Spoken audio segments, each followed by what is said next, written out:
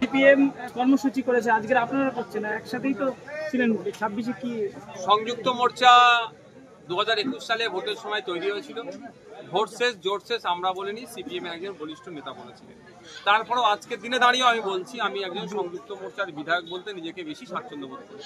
Party আলাদা আলাদা আলাদা কর্মসূচি হতেই পারে, স্বাভাবিক।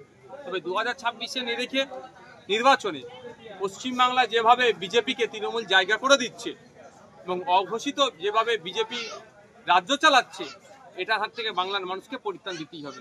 সেই জন্য আমরা বৃহত্তর স্বার্থের কথা ভেবে লেফট ফ্রন্ট, জাতীয় কংগ্রেস, আইএসএফ, আরও যে সমস্ত রাজনৈতিক দলগুলো আছে, আমরা চেষ্টা করছি এক জায়গাতে এক ছাতার তলায় নিয়ে এসে অবিজেপি অতৃণমূল সমস্ত শক্তিকে এক করে বিজেপি এবং তৃণমূলের বিরুদ্ধে রাজনৈতিক লড়াই করে এবং ভোটে কন্টেস্ট করতে।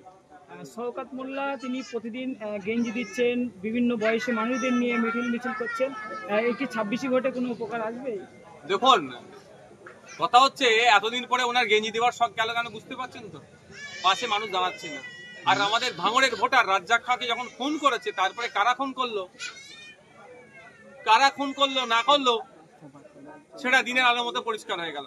শওকত ঘনিষ্ঠ খুন হলো, শওকত ঘনিষ্ঠ গ্রেফতার হলো। এখন মন পাওয়ার জন্য গেঞ্জি টেঞ্জি দিচ্ছে, যে যা দিচ্ছে সাধারণ মানুষ নিয়ে নিচ্ছে। ভোটের সময় 2026-এ বুঝিয়ে দেবে। মহিলাদের নিয়ে একাধিকবার মিটিং করছেন বিভিন্ন অডিটোরিয়ামে, করতে পারে, তাদের রাজনৈতিক কর্মসূচি করবে, কে বারণ করেছে? একবার জন্য বারণ করছি না। 26-এ কোনো প্রভাব ফেলবে? দেখুন, 2021 সালে আমরা তখন সবে দল তৈরি করেছিলাম, আমাদের সম্পর্কে অনেক বাজে মন্তব্য করা হয়েছিল, একটা ভুল বার্তা ছড়ানো হয়েছিল বিজেপি নাকি চলে আসবে। ফলে আমরা 26,151টি ভোটে ব্যবধানে জিতেছিলাম, 1,09,000 সামথিং ভোটও পেয়েছিলাম। তো আজকের ডেটে দাঁড়িয়ে বলছি, ভাঙড়ের মানুষ আরো সচেতন হয়েছে, বুঝতে পারছে একটা বিধায়ক সারা রাজ্যে কিভাবে তোলপাড় করছে। দেখুন, আপনাদের কি বলি, গত 3 দিন আগে আপনার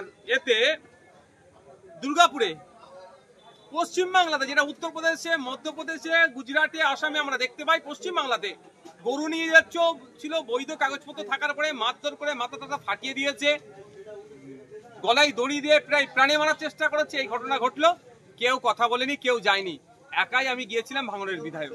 সুতরাং ভাঙড়ের মানুষ বুঝতে পারছে যে বিধায়ক নির্বাচন করার লাভ আর লসটা কোথায়। 2021-এ মিথ্যাচার করার পরেও 26,151টি ভোটে জিতেছি। আমাদের 2026-এ এখান থেকে আইএসএফ কে ভাঙড়ের মানুষ প্রত্যেকে ডবল ব্যবধানে জিতাবে, এটা মনে করি আমি।